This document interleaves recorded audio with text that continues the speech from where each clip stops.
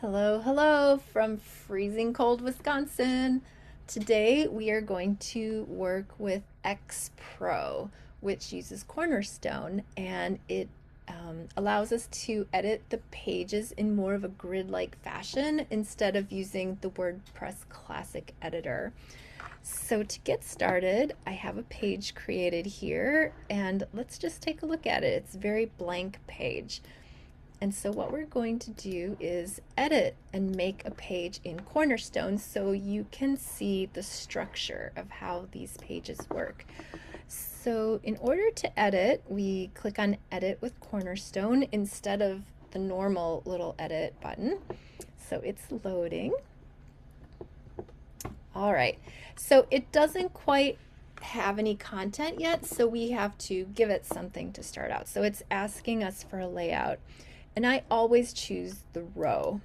Okay, so that's just the easiest one.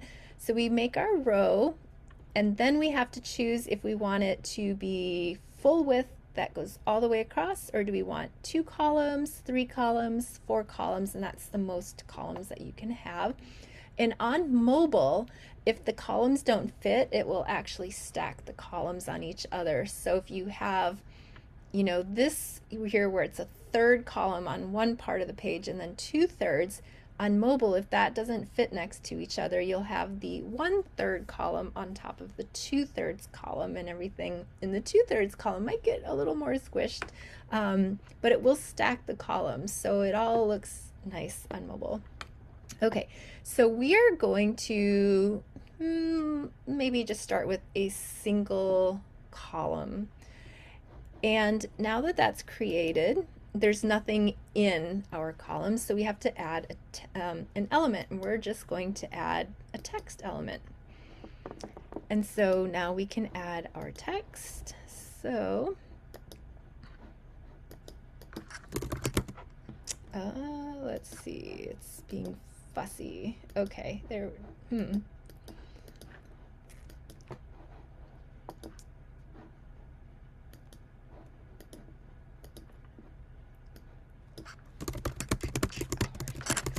Editor. Okay, so you can see that I put in some text.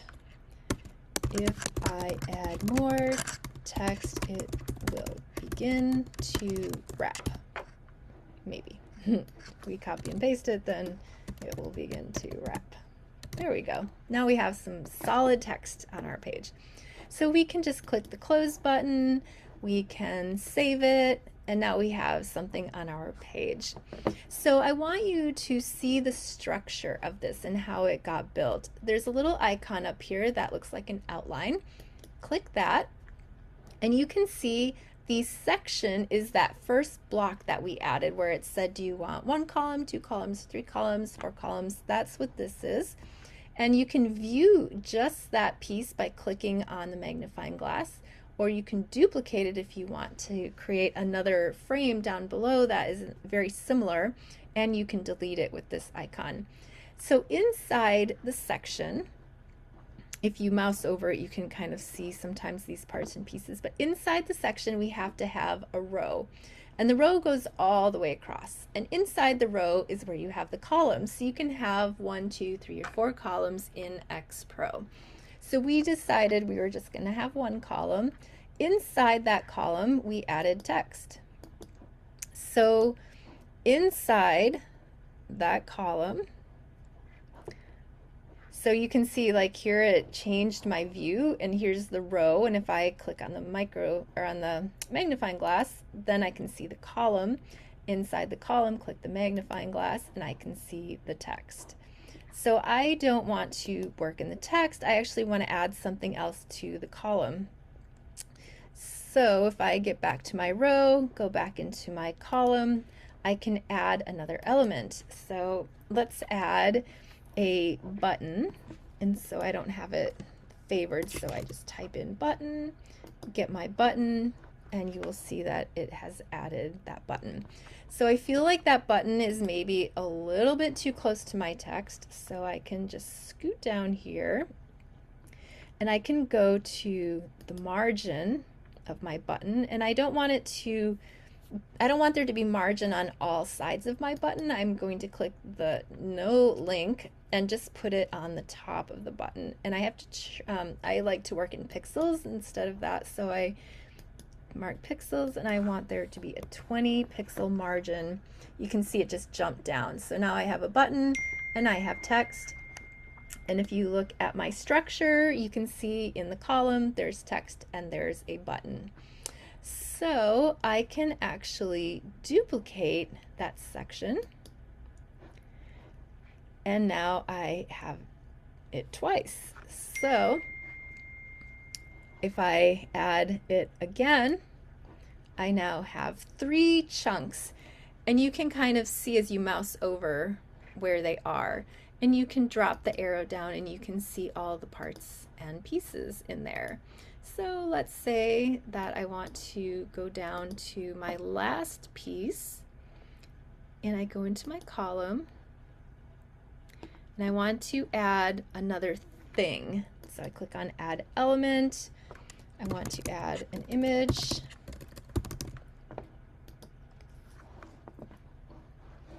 And I get a little gray box. So let's click that.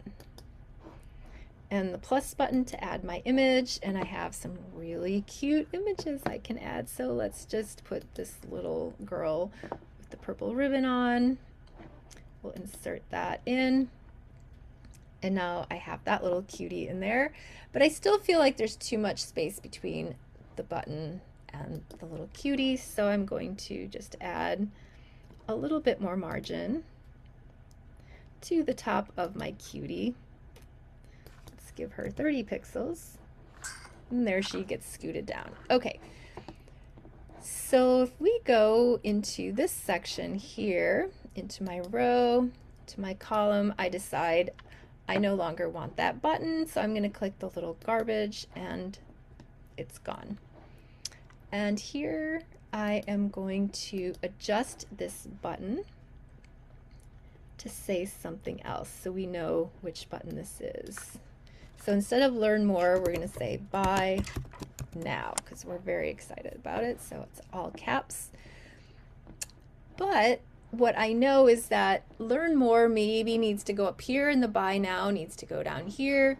So I'm going to go back to my structure and I can see that this button is right here and the learn more button is down here. So let's go ahead and click and drag this button down to this one. You can see them right next to each other, and I want this button to go back up underneath the text. So I click and dragged and moved it. Okay, so now I moved my buttons around. My little dog kind of got stuck, and so the way I can fix that is I go into my column and I'm going to add an element, and I'm going to add what's called a gap, and that gap will fix that wrap. So I'm going to put that gap up there. You won't actually see it on the web page, but it allows, you know, a clean line break between everything, so nothing is wrapping. Okay, so I've moved buttons and I have an image with a gap, so let's go ahead and save that. And now we can look at it on our web page. And there it all is. So we moved buttons, we have a structure, and everything gets built within this structure. And we can move things around. So if we wanted this text to come down into this column, we drop the arrow down. Sometimes it defaults to not having the arrow drop down, but you can wiggle these things around. What I would not do is move columns and rows, because then things can get a little wacky. You can actually maybe move an entire row like that. That's no problem. But what we don't want to do is move this column up to this row, because then it starts to break the table up and things just get weird. So I wouldn't do that, but we can for sure move the rows around because they're just stacked on top of each other. So here and see, now there's nothing in my section because I moved the row out of it, so it wants to create a new section. So here's our new section. Maybe we want 3 columns this time. So you can see that I put in 3 columns. We can add elements. Let's add some text. And then this one, we will add an image. And let's go find another little cutie and put that into the post. And then we can add another bit of text. And maybe in this column, in the third column, we want to add a button. So let's go grab one of those. And now we have more pieces in our structure. We want to see them live. There's our button and our text and our image. It's all right where we put it. And so once you get really handy with this, you'll be able to really move things around, and that's nice. Now, if you ever move something and you don't like how it turned out, go ahead and refresh your page before you save it. That's your only way out of a big disaster. So let's just look at what a disaster might look like. So let's say I accidentally took this column and I moved it up here. And now I'm just like, oh gosh, that was not what I wanted. Now I have two columns and I didn't want that. I don't want the dog there.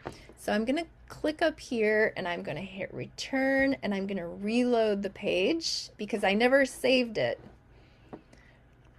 And so my dog is back. Thank goodness. So that's how you can get around little crises in this piece. That being said, I would save a lot too. Like when you're really sure about something, go ahead and save it because you don't want to get stuck where you made a mistake, but you're going to lose like 30 minutes worth of work. So that's not good either. But yeah, that's how you can work with the Cornerstone and the XPro structure. If you have any questions, hit me up and we will figure it out.